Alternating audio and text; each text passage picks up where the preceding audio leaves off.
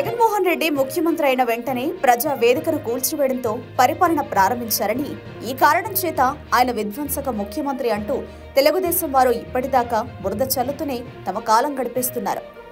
మరిప్పుడు చంద్రబాబు నాయుడు ప్రభుత్వం చేస్తున్నది ఏమిటి?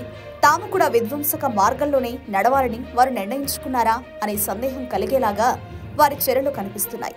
జగన్మోహన్ రెడ్డి అధికారంలో ఉండగా ప్రతి జిల్లాలోనూ పార్టీ కార్యాలయాలు నిర్మించుకోవడానికి ప్రభుత్వ స్థలాలను లీజు కింద తీసుకున్నారు. ఇలా ప్రభుత్వ స్థలాలను తీసుకోవడం చట్ట వ్యతిరేకం కాదు, పద్ధతైన వ్యవహారమే. అప్పట్లో కేబినెట్ ఆమోదంతోనే ఈ స్థలాలను పార్టీ లీజుకు తీసుకుంది. అన్ని చోట్ల వారు పార్టీ కార్యాలయాలను నిర్మించుకుంటున్నారు.